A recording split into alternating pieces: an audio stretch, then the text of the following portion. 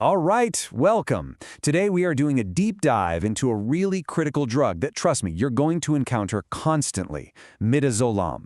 Now you might know it by its trade names like Dormicum or Versed, but whatever you call it, this is an absolute must-know medication. So, let's kick things off with a classic clinical scenario. Picture this. You're in the emergency department, maybe a procedure suite. You've got a patient who is quite understandably really anxious, and you need to do something that requires them to be calm and still.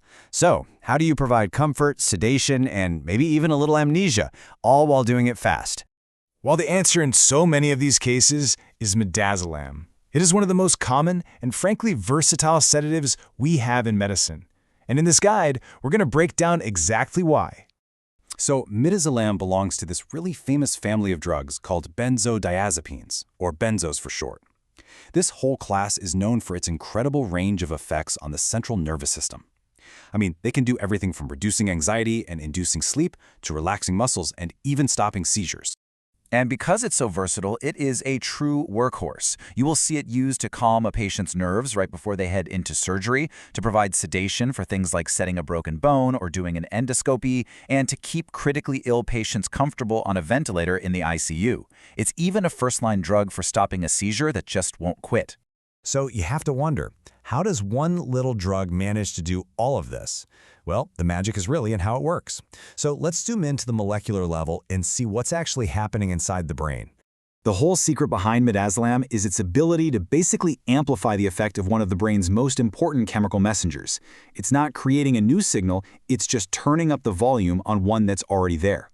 And that special neurotransmitter is GABA, or gamma-aminobutyric acid. You know, if you think of the brain as a high-performance car, GABA is the main brake pedal. It's the primary inhibitory neurotransmitter, and its entire job is to tell neurons to slow down, fire less, and just calm the whole system down. So here is the absolute key. Midazolam doesn't step on the GABA brake by itself. Instead, it binds to a different spot on the GABA receptor, which makes that receptor way more sensitive to the GABA that's already floating around. It's kind of like adding power assist to your car's brakes. It just makes the brain's own natural calming signal way more effective. Okay, so now that we know how it works on a molecular level, let's track its journey through the body. Because understanding a drug's pharmacokinetics, how the body acts on the drug, is absolutely crucial to using it safely. Like most drugs, it follows that classic four-step path: absorption, distribution, metabolism, and excretion, or ADME. It gets absorbed into the bloodstream, distributed all over the body. And importantly, because it's fat-soluble, it crosses into the brain super easily. Then it gets broken down by enzymes in the liver, and finally, those pieces are cleared out by the kidneys. And when you give it through an IV, its onset is incredibly fast. We're talking 30 to 60 seconds. This is exactly why it's so valuable in emergencies or for procedures where you need an immediate sedative effect. It's also a relatively short-acting benzo. With a half-life of just a few hours, it's perfect for those situations where you want the patient to wake up and recover pretty quickly after you stop the medication.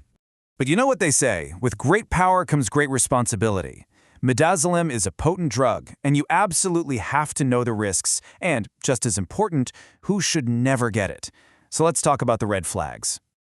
These are the hard stops, the absolute no-goes. You do not give midazolam to a patient with acute angle closure glaucoma. You don't give it to someone who's in shock, a coma, or is acutely drunk, because it'll just make their central nervous system and respiratory depression even worse. And of course, never give it to someone with a known allergy.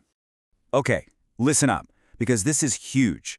While midazolam can definitely cause things like low blood pressure and drowsiness, the single most critical, life-threatening side effect is respiratory depression. It can literally suppress the body's drive to breathe, sometimes to the point where breathing stops completely. This is the one you can never, ever forget.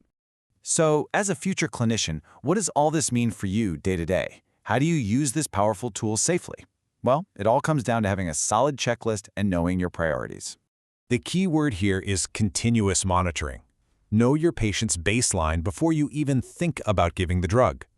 During the procedure, you have to watch their oxygen levels, their blood pressure, and their breathing like a hawk. And that monitoring doesn't stop when the procedure is over. It continues well into recovery.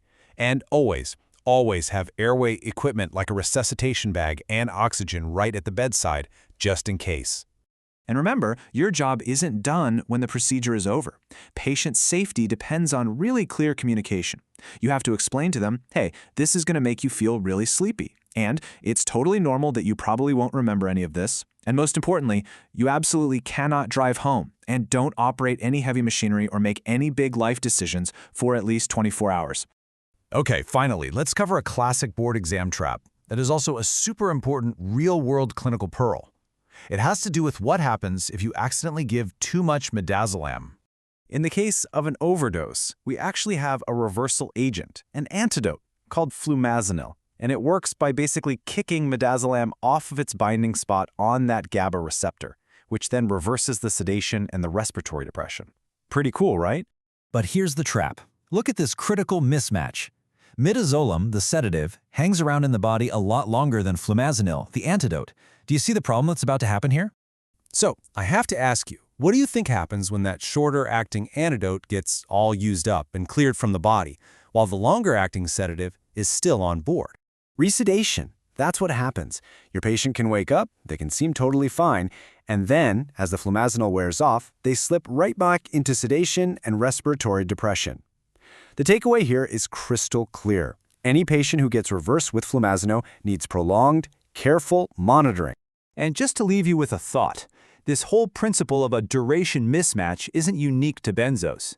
Think about that as you continue your studies. Being able to anticipate this kind of pharmacokinetic trap with other medications, well, that's what separates a good clinician from a truly great one. It's a key principle that will help you keep your future patients safe.